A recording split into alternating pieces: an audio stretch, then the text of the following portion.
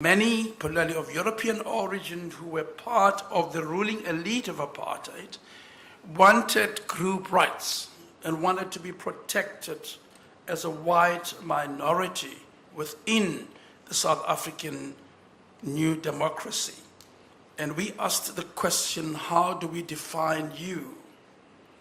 And how do we distinguish you from people of mixed race? How do we distinguish you from Zulu people or Tswana people or Muslim adherents or Buddhists in South Africa and Christians and so on? And how do we keep people within the groups, and how do they opt out and opt in? And after a very difficult discussion, we agreed that the optimal way to resolve the claim for group rights was to induct a Bill of Rights, which is quite well known, and it has 36 paragraphs or clauses, and we carefully laid out the entitlements of everyone. So whether you're from a minority or majority, you're entitled indeed to rely on those protections. And these went together with principles of equality and non-discrimination, which therefore allowed protection to be extended to every single one.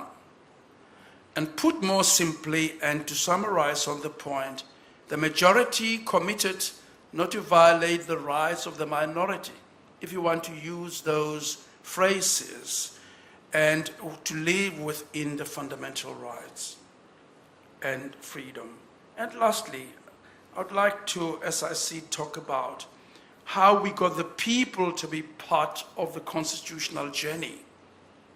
After 360 years of oppression, it was very important to get all of our people to come along, and we had a very heightened public awareness campaign led by Mr. Mandela, who drew our attention, to the fact that we had come to a new moment. And we went out to schools, we went out to universities, we went out to social clubs and started educating everybody about the Constitution that had just been inducted. In the public media, robust and free press was used for that. We had competitions around the national anthem, so there were composers right across the country who made suggestions on how the national anthem should look like. And we ended up with a national anthem with four languages. So we sing in 4 languages in South Africa. We adopted 11 national official languages. We created national days of remembrance for almost all religions and all peoples in our country, with live debate, televised debates on the Constitution, what about to happen. And in the end, we had competitions around the flag, how the South African flag should look like. And that's why there's so many colors on it. In that way, we had the whole community behind us. And up to this day, I think it's fair to say, Honorable Prime Minister, that if you walk to a South African and say, what do you think about your Constitution? It is very well loved, though criticized by the younger generation more and more.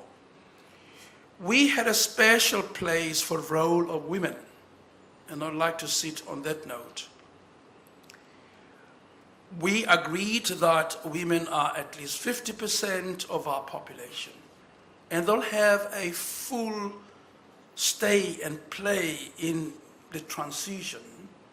And you can go and look at our delegations, they always had a sizable presence of women leaders, and that influenced the structuring of the rights, the way our society gets organized around women issues. I'm not suggesting that there are no problems, indeed there are, but it was a very important part of the whole process is to have women to be a vital part of this. There are indeed government's changes up to now, but let me stop by wishing the people of Sri Lanka well in the journey they're about to embark.